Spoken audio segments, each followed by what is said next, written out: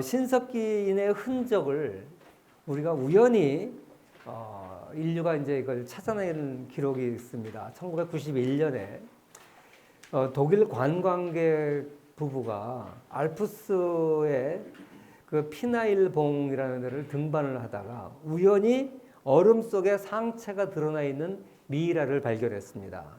이 미이라는 물론 이 지구 온난화 때문에 빙하가 녹고 있잖아요. 빙하가 녹아가지고 과거에 빙하 시대의 얼음 미이라가 된 사람을 찾아낸 거예요. 그래서 이 사람들이 이 독일인이었는데 이 지역은 이태리 지역인데 독일 사람이었어요. 헬무트 지몬이라는 사람하고 그 부인 에리카라는 사람이 해발 3,200에서 그 계곡 이름이 웨치 계곡이에요. 그래서 이 사람을 이제 웨치라고 부르는데 이 사람을 이제 드러내가지고 가져왔어요. 그래서 이걸 아이스맨, 이제 냉동인간, 빙하기에 갑자기 냉동이 된 거예요. 그래서 봤는데 이 미이라 옆에 이 사람이 쓰던 소장품들이 있었는데 이게 아무리 봐도 현대인 거가 아니에요. 그래서 이걸 확인해 보니까 지금으로부터 5,300년 전에 석기시대인이라는 것을 밝혀냈어요. 그리고 이 DNA를 뽑아내서 분석해 보니까 유럽인의 조상으로 나타나게 됐습니다. 그래서 이 사람이 갖고 있었던 소장품이에요. 이 미이라 옆에서 발견된 거. 그래서 이런 게 현대인 건 아니라는 거죠. 이 신석기 시대 유품들이에요. 처음에는 이 사람이 아마 추위와 굶주림 때문에 죽었겠구나 이렇게 이제 생각을 했어요. 근데 이 사람 미이라를 정밀 검사를 해보니까 이 왼쪽 어깨에 깊이 박힌 돌 화살촉이 발견이 됐어요. 그래서 이 사람이 누구랑 싸우다가 화살이 박혔구나. 그런데 이 사람이 갖고 있었던 아까 칼 같은 거 있었죠, 여기 칼 이런 거 화살촉 이런 걸 확인해 보니까 서로 다른 4명의 피가 묻어져 있어요. 거기 있는 DNA를 요새 과학이 좋아져서 그 DNA를 다 혈흔 검사를 해보니까 4사람이 서로 다른 사람이에요. 그러니까 이제 1대4로 싸웠는지 뭐 여러 사람에게 전쟁을 했는지 모르죠. 그리고 이 사람은 어깨에 박히는 화살촉 등이 치명적인 죽음의 원인 이런 것으로 이제 추론을 하고 있습니다. 그래서 이 사람의 미이라에 이제 살을 붙이고 해가지고 이렇게 추정하는 인물도예요. 추정한 거고.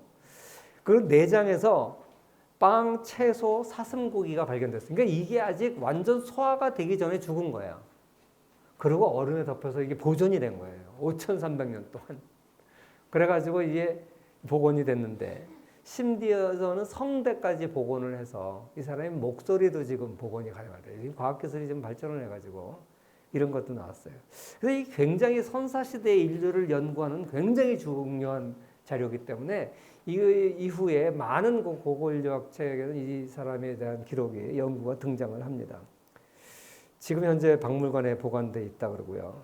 그래서 이 뭐 여러 가지 단층 촬영을 해서 성대도 복원하고 엑스선 촬영해서 이제 하고 근데 재밌는 게 이 위 속에 있는 위장을 촬영을 했더니 헬리코박터 파일로리라고 하는 이제 위험 우리가 헬리코박터 한국 사람이 뭐 60-70% 헬리코박터균을 가지고 있다 그러죠. 그 병균이 나왔는데 이게 아프리카형이 아니라 유럽 사람들은 주로 아프리카형을 가지고 있는데 아시아인에게서 갖고 있는 거하고 유사한 게 발견됐대요. 이 헬리코박터 대장균이. 그래가지고 이게 이제 어떻게 보면 아프리카가 아니라 아시아에서 이주해온 인종이겠다. 이태리니까 이태리에서 발견됐으니까 알프스산 근처니까 근데 이게 아시아에서 온 사람인 것 같다. 그러니까 이런 식으로 이렇게 추정을 하는 거예요. 과학이 이제 발전되면서 인류의 뿌리가 이제 점점 밝혀지는데 아무튼 이제 여기서 얘기하려고 하는 이유는 뭐냐면 이렇게 이제 선사시대에 싸움도 많았다. 내가 이제 이런 얘기를 하려고 그래요. 많은 사람들은 과거 문명이 발전되기 전에는 참 유토피아 같이 아름다웠을 거라고 상상하는데 그렇지 않습니다. 이 스티븐 핑거라고 하는 심리학자이면서 인지과학자인데 이 사람이 쓴 우리 본성의 선한 천사라는 책이 있어요. 아까 내가 지난 시간에도 한번 설명을 했었죠. 인류 역사를 얘기하면서 빌 게이츠가 자기가 평생 읽은 책 중에 가장 중요한 책이다 이렇게 평가를 했는데 이 책에 보면 지금이 가장 평화로운 시기다. 과거 인류는 끊임없이 전쟁 속에서 싸움 속에서 살았다. 이런 얘기죠. 또 고고 인류학에 대해서 아주 그 흥행에 성공한 책이 사피엔스라는 유발 하라리의 책인데, 유발 하라리는 그 이스라엘 예루살렘 대학인가 이스라엘의 고고 역사학자면서 고고학자입니다. 이 사람이 이 사피엔스라는 책을 써서 정말 대박 났어요, 대박. 내가 이 책 한국에서 번역된 지 2달 있다가 샀는데 그 26세인가 그렇더라고. 야, 2달 있다가 샀는데 뭐 이거 지금 어마어마하게 많이 팔렸습니다. 지금 세계적인 유명 인사가 됐어요. 그래서 이 사람 그 사피엔스 책을 읽어보면 10만 년 전에 이미 지구에는 호모 세피엔스뿐만 아니라 네안데르탈인이라든지 호모 일렉투스라든지 최소한 6가지 종류의 인간들이 살고 있었는데, 이 중에서 유일하게 살아남은 게, 지금까지 살아남으면서 우리 인류의 조상이 된 게 호모 사피엔스라는 거예요. 근데 호모 사피엔스보다 네안데르탈인이 머리 하나가 더 있었대요. 체격 조건이 훨씬 좋았대요. 근데 왜 네안데르탈인이 전멸을 했고 호모 사피엔스는 생존했을까? 여기서부터 이제 질문을 던지면서 이 사람은 자기 혼자 상상의 나래를 피는데, 그게 이유가 뭐냐면 이렇게 설명을 해요. 고릴라나 침팬지나 이렇게 무리를 이어서 살잖아요. 혹성 탈출, 그건 가짜입니다. 혹성 탈출을 상상하지 마세요. 이 50마리가 넘으면 질서가 안 잡힌대요. 50마리 이해할 때는 나름 질서가 잡힌대요. 거기도 보스가 있고 순놈을, 가장 힘센 순놈을 중심해서 질서가 잡히는데 50마리가 넘어가면 질서가 안 잡힌대요. 예를 들어서 50마리 이하인 침팬지 떼한테 바나나를 한 트럭 갖다 주면 싸움이 안 일어난대. 근데 한 100마리 정도 모여있는 데다 바나나를 갖다가 한 트럭 갖다 주면 지네들끼리 싸우고 서로 차지하려고 싸우고 물고 뜯고 난리가 아니라는 거예요. 그러니까 짐승들은 50마리가 기준이래요. 왜 그럴까? 아마 네안데르탈인도 그랬을 거다, 이제 이렇게 봐요. 근데 호모 사피엔스는 50명이 아니라 수백 명, 수천 명, 수만 명도 질서가 잡혔다는 거예요. 왜 그랬을까? 단순히 혈연 가지고 가능했을까? 이런 문제 제기를 해요. 그래서 이 사람은 자기 논리를 이제 발전을 시키는데, 그게 바로 종교의 발명 때문에 그렇다는 거예요. 공동 조상의 발명, 종교의 발명 때문에 질서를 잡을 수 있는 어떤 근간이 됐다는 거죠. 그러면서 난 이 사람의 학설을 수용하지 않습니다. 그거 말고도 너무나 복잡한 것들이 많기 때문에. 근데 이거 읽어보면 굉장히 그럴듯해요. 그리고 이 사람 책에 보면 아까 그 1991년에 외치가 발견됐잖아요. 그 이후에 고고인류학 분야에서 나타난 수많은 연구 논문들을 전부 집대성을 했어요. 그러니까 이 책이 그냥 단순히 상상의 책은 아니에요. 굉장히 많은, 여러분 교과서에는 이미 그 이전까지밖에 기술이 안 돼 있기 때문에 우리가 교육과정에서 배우지 못한, 그 이후에 지금까지 30-40년 동안 있었던 수많은 고고학적 발견들을 잘 정리를 해놨기 때문에 이 책이 이렇게 히트를 친 거예요. 이 안에 보면 수많은 레퍼런스와 연구 논문들을 아주 쉽게 이렇게 설명을 해놨어요.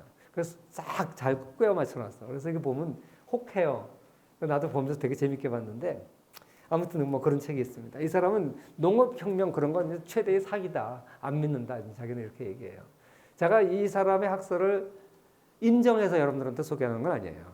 단지 이렇게 요새 세상적으로 히트치는 고고 인류학적 서적들이 있다, 이걸 이제 알려주기 위해서 얘기하는 것 뿐입니다. 그리고 이제 이 사람이 그 다음 나온 책이 호모데우스라고 하는 책이에요. 호모데우스는 뭐냐면, 데우스, 신이란 뜻이잖아요. 그러니까 인간 신이란 뜻이야. 그러니까 인간이 신을 발명을 해서 지구의 주인공이 됐다는 거예요. 이 사람 학설, 사피엔스의 책의 핵심은 그거예요. 그러니까 기독교인들이나 종교인들이 볼 때는 굉장히 이거는 신성 모독이죠. 인간이 신을 만들었다는 거니까. 그런데 호모데우스의 주제는 뭐냐? 스스로 신이 된 인간이에요. 부제가. 호모데우스라는 말의 뜻은 그거예요. 뭐냐? 인간이 이제 불멸의 존재가 되고 생명을 창조하는 존재가 됐다는 거예요. 신이라는 것은 인간을 창조한 존재잖아요.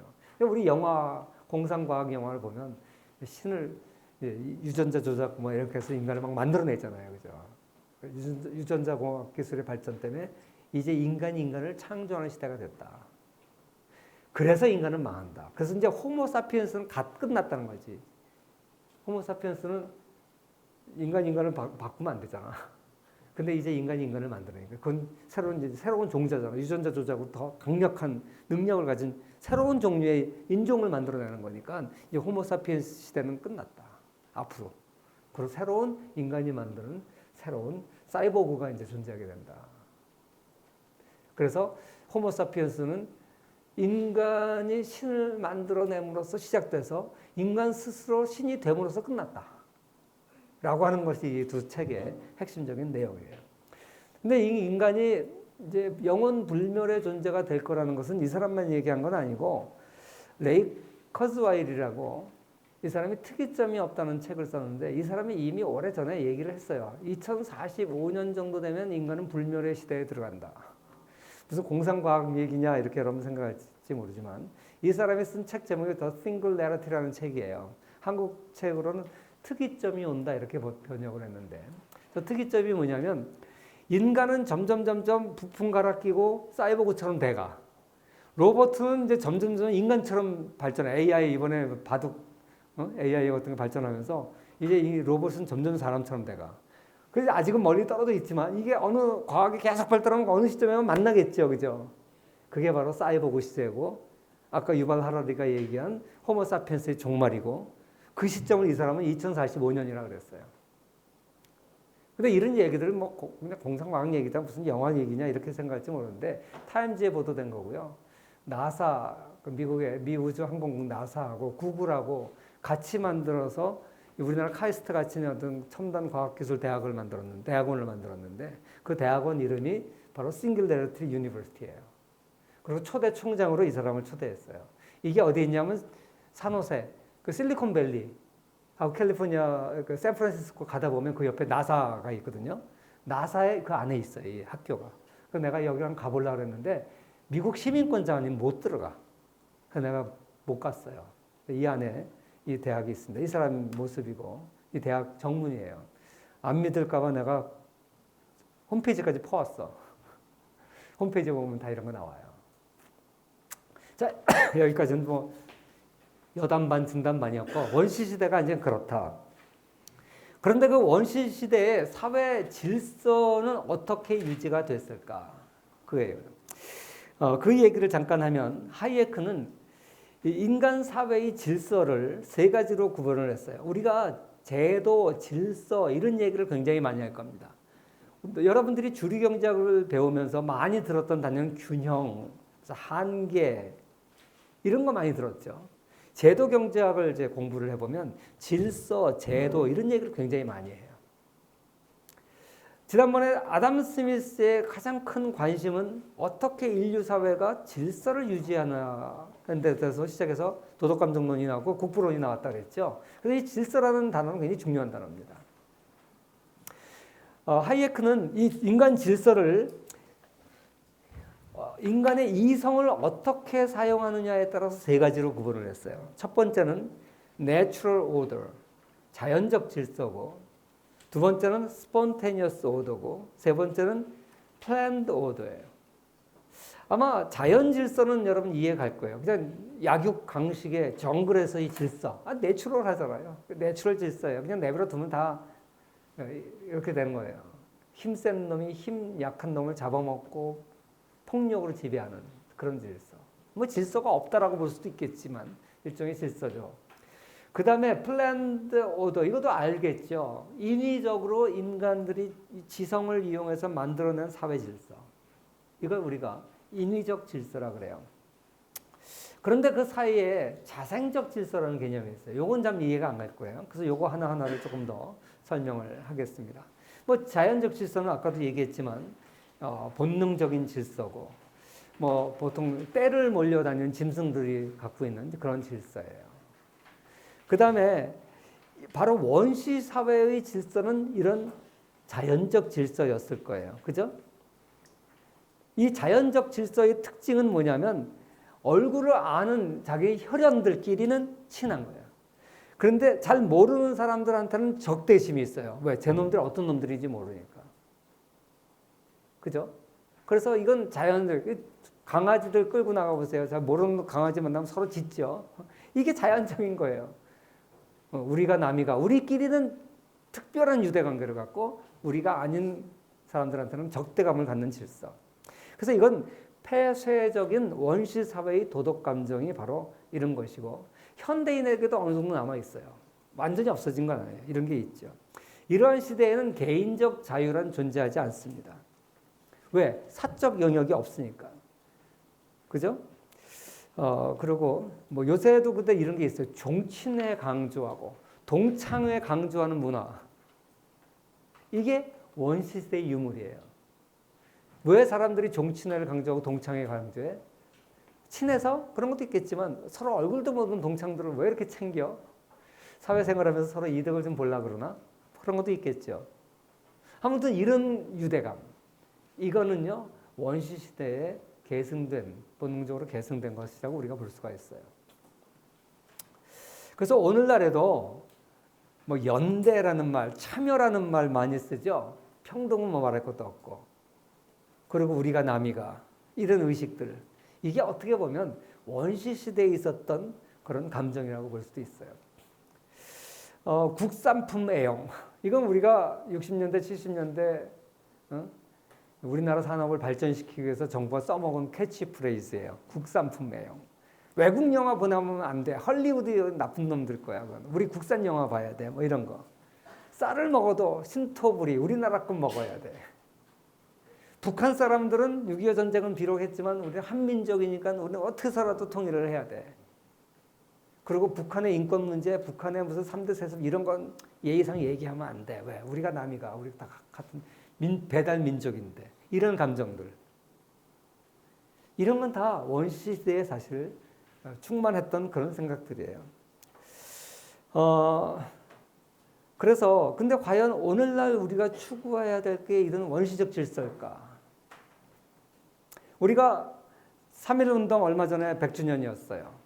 그때 3.1운동 정신을 1919년에 일으켰던 이유는 윌슨이 민족 자결주의 원칙을 얘기하면서 14개 조항을 얘기를 하면서 과거의 시대는 강대국이 약소국을 식민지 통치하는 시대였지만 이제 세계 질서는 약소민족이라도 스스로 독립을 할 수 있는 그런 민족 자결의 시대가 왔다.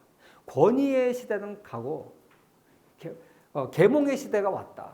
이런 식으로 윌슨이 얘기했고 거기에 고무돼서 미국의 안창호나 하와이의 이승만이나 이런 독립운동가들이 민족 자결을 주장하면서 3.1운동을 계획했던 것이죠. 그러면서 우리 인류 사회는 또 한 번의 2차 세계대전을 겪었지만 1, 2차 세계대전을 겪으면서 이젠 서로 배타적으로 내 민족, 네 민족 가르지 말고 인류 보편적인 질서를 추구하자. 그런 문명의 시대가 왔다는 것을 선포한 게 윌슨의 민족 자결 운동주의였고 그걸 갖다 최초로 무폭력, 무저항 원칙으로서 제3세계 국민들 중에 최초로 우리가 했던 게 3.1운동이었고 굉장히 의미가 깊은 거죠. 이게 인도로 간디한테 영향을 줬고 세계로 파급됐습니다. 마틴 루터 킹한테 영향을 줬고요. 그래서 이 시대는 어떤 시대냐? 이제 우리 민족끼리가 아니라 열린 사회다. 세계적으로 서로 무역하고 서로 교류하고 그런 사회다. 그런데도 아직 현실적으로는 강대국이 약소국을 차별하죠. 어쩔 수 없어요. 아직은 완전 문명화가 덜 된 것 같아요. 그러나 나가는 방향은 어떤 방향입니까? 끼리끼리가 아니라 우리 전 지구는 한 민족이다. 우리 서로 열린 사회를 만들어야 된다. 이게 오늘날 글로벌 가치죠.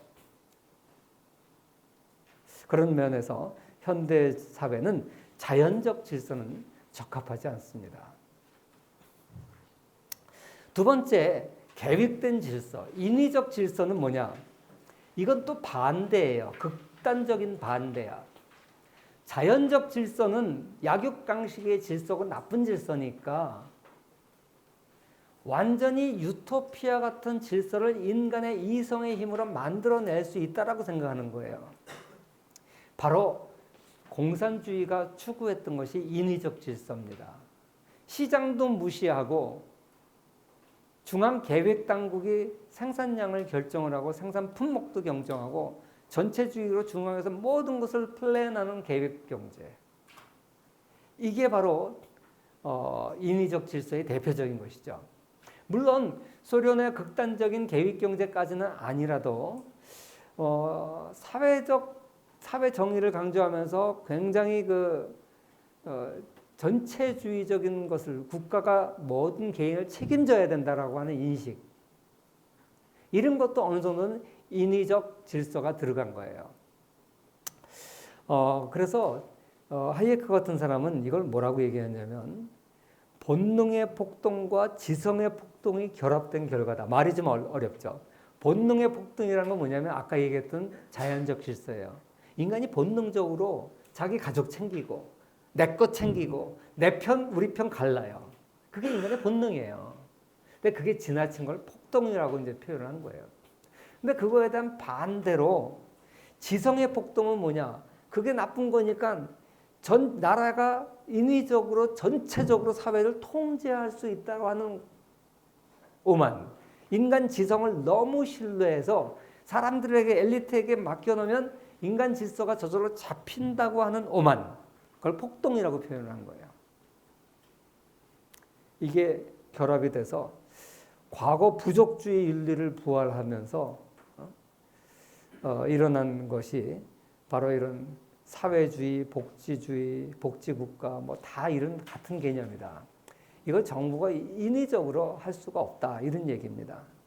그리고 이 두 가지 극단 대신에 더 바람직한 질서는 뭐냐? 그게 자생적 질서라는 거예요. 이 자생적 질서는 특징이 뭐냐면 만든 사람이 없어요. 그리고 자꾸만 변해요. 이 두 가지가 있으면 자생적 질서라 그래요. 예를 들어서 언어, 대표적인 자생적 질서가 언어예요. 여기 신조어들 좀 써놨는데 갑분싸, 갑자기 분위기가 싸해지면 갑분싸라며. 옛날에 우리 70년대 내가 여러분 나이 때는 자기라는 단어가 신조어로 나왔어요. 자기. 원래 자기는 myself, 나 자신이잖아요. 근데 그때 드라마에서 사랑하는 연인을 요새는 오빠라 그러나? 사랑하는 연인을 자기라고 부르기 시작했어요. 말도 안 되잖아. 왜 자기야? 근데 그 오늘날 자기 그러면 연인을 얘기하죠. 여러분 다 그렇게 생각하죠. 또 우리 딸이 지금 30, 30인데 걔가 유치원 다닐 때 당근이지 그러더라고. 그래서 야 당근이지가 뭐냐 당연하다 그러는 거야. 그런데 이제 어려서 모르는 줄 알아. 아니 당근이지가 맞다는 거야. 나중에 보니까 그렇게 쓰더라고. 요새 아마 국어사전에는 당근 그러면 1 캐롯 2 당연하다. 아마 이렇게 사전에 나오지 않았을까 싶은데 이런 것도 한 20년 전에 우리 사회에서 나온 신조어예요. 여기 있는 이런 단어도 아직은 사전에 안 나왔겠지만 언젠간 사전에 나올지도 모르지. 언어란 건 이렇게 변해요. 그리고 누가 만들었는지 몰라. 그게 자생적 질서의 대표적인 거거든요. 운동 경기도 그렇습니다. 운동 경기 한번 생각해 보세요. 축구 누가 만들었어요? 농구 누가 만들었어요? 골프는 누가 만들었어? 어느 날 비가 와서 체육관에서 선생님이 바깥에 나와서 운동 못하니까 바켓 하나 걸어놓고 야 거기서 공 넣기 해. 해보니까 재밌어. 누가 만든지 몰라요. 스코틀랜드 목동들이 골프를 만들었다는 썰이 있는데 모르겠어요. 누가. 그런데 지금 세계적인 굉장한 운동들이에요. 룰이 바뀌어요. 옛날에 9인조 배구 하다 지금 6인조 배구해. 9인조 배구 할 때는 빈틈이 없어. 아무리 쳐도 다 막아내. 재미가 없어. 6명을 줄이니까 구멍이 많아. 재밌어. 야구도 배트 가면 나무로 했다가 알루미늄 했다가 다시 나무로 갔다가 농구도 3점 슛 옛날에 그런 거 없었어요. 내가 어렸을 때는. 근데 그러니까 전부 농구 골대 밑에서 엉켜가지고 농구인지 싸움인지 뭐 알 수가 없어. 심판도 못 봐. 3점 슛 이런 거 딱 만들어 놓으니까 흩어져. 그러니까 농구가 재밌어. 대표적으로 이렇게 언어나 스포츠가 자생적 질서예요. 그런데 우리 인류가 사는 데서는 아까 얘기했던 원시사회 배타적 공동소유권 있잖아요. 그게 자생적 질서예요. 어느 부족이 만들었는지 몰라. 어느 원시인 부족이 만들었는지 아무도 몰라. 그렇지만 생겨났어요. 그리고 이게 배타적 공동소유권에서 사적 소유권의 변화가 됐어요. 그러니까 이것도 바로 자생적 질서죠. 오늘날 우리가 알고 있는 시장경제. 시장경제를 자본주의라고 해서 주의 그러면 이데올로기 같잖아요. 이념이 아니에요. 시장경제, 자본주의는. 그건 자생적 질서예요. 시장경제가 언제 생겨났어요? 베네치아 상인들이 만들었는지 어느 누가 만든지 어떻게 몰라. 오랜 세월 동안 점진적으로 발전되어 온 게 시장경제 자본주의예요. 산업혁명 때문에 갑자기 생겼다고 일부 사람들은 얘기해요. 그렇지 않아요. 만든 사람도 모르고 시장 경제의 룰이 자꾸만 변해요. 과거에는 독점은 나쁜지 몰랐어요. 지금은 독점하면 나쁘다 그래요. 룰이 자꾸만 변해요. 그래서 오늘날 사회는 21세기 사회는 열린 사회입니다. 이 열린 사회에서는 이 원시적 유품인 우리끼리, 우리가 남이가 이것도 바람직하지 않고요. 정부가 인위적으로 모든 유토피아를 만들어낼 수 있다라고 하는 복지국가의 이념이나 사회주의, 공산주의 이념도 이건 지나친 이념이에요. 오만이에요, 오만. 바람직한 건 뭐냐. 이렇게 인류 사회가 점진적으로 발전하면서 서서히 생겨나고 있는 자생적 질서들을 존중하는 거예요. 오늘날 원시 사회를 공부하면서 이게 우리에게 오늘날 주는 교훈이라고 이렇게 생각을 합니다. 오늘 여기까지 하겠습니다.